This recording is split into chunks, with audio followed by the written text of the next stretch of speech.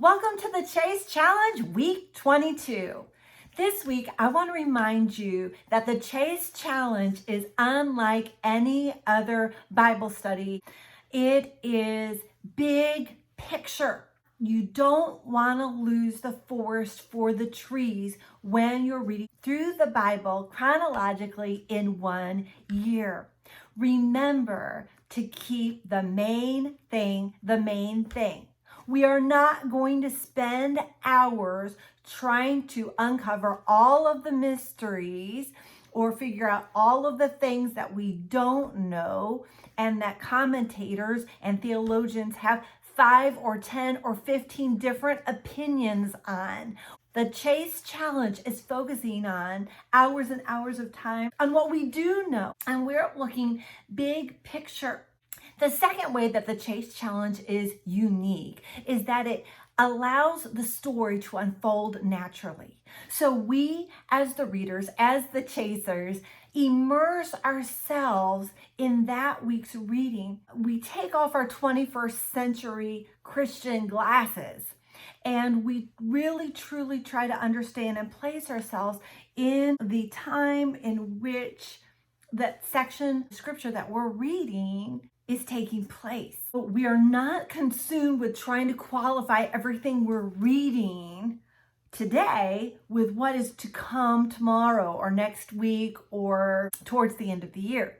Because we are committed to reading the entire Bible in 1 year, we know we will get to that part of the story and it will qualify the parts that we have read when we get there, but we don't have to worry about constantly qualifying everything right now in the middle of the story. That's the beauty of the chronological Bible study in 1 year, as you discover things on your own as you work through the story, as you work through the Bible in chronological order. So I don't want to steal that away from you by constantly bringing in parts of the story that we haven't gotten to yet. Keep those things in mind as we continue on our chronological journey. Now, where are we this week in week 22? David, who comes to be known as the greatest king of all of Israel, passes down the kingship to his son Solomon. Not only does he pass down the kingship to Solomon, but he passes down the plans and the materials that are needed to build the temple for God. The third thing that David passes down to Solomon is the law of Moses. And he warns Solomon, don't have a divided heart. David in the Psalms had prayed and asked God, give me an undivided heart. In his last words to Solomon, he tells Solomon, have an undivided heart. That is his plea to Solomon.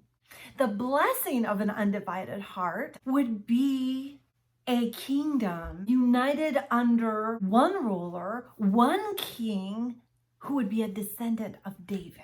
Now, maybe you're asking, what is an undivided heart? What does an undivided heart look like? Well, last week, remember Solomon asked God for wisdom and God gave it to him. And those two women who came to Solomon and they were both fighting over the same baby, claiming that baby as theirs. Solomon's judgment was to split the baby in half, giving one half of the baby to one mom and one half of the baby to the other mom. Just as the sword is coming down to divide that baby in two, the real mother cries out, don't divide the baby. Give the baby to her.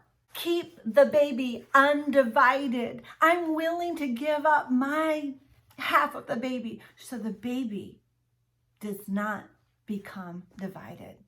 She can have the baby. The baby can be hers. This is an amazing example of the importance of an undivided heart. Because just as a divided baby cannot fill the arms of two mothers, So a divided heart cannot fill the God-sized hole in the human heart. Don't let your heart be divided. An undivided heart is one that is wholly devoted, wholly committed to one creator, one father, one king. It recognizes that there's only one spot available for that role. There can't be two kings on the throne. There can't be two fathers. There's one father, and there can't be more than one creator. There's one God, one creator, one father, one king. And David's plea to Solomon is to keep an undivided heart. He's setting God in that one place that's available. Now, sometimes it's hard for us as humans to understand the divine world, the supernatural. And so God uses human examples to help us understand the divine world. The marriage relationship is a parallel that God gives us to help us understand his desire for an exclusive relationship with us. We've seen the example of how a divided baby cannot fill the desires of two mothers. A divided heart in marriage does not fulfill the intended intimacy, security, commitment that God designed for the human heart. And this parallel relates to a relationship, a human's relationship with God. You see, God designed the human heart to function, to thrive, to be blessed, to flourish in this exclusive relationship that just breeds intimacy, security, safety, love. But that intimacy, that security, that dedication, all those blessings that are enjoyed in it, an exclusive relationship, become compromised when a heart becomes divided, when something or someone else tries to wedge its way into that spot, that exclusive spot, a spot that is designed to be filled and occupied by one. Then all of that intimacy, that security, that beautiful, thriving, flourishing relationship is threatened. It becomes threatened. God says in our relationship with him, there is no room for any other.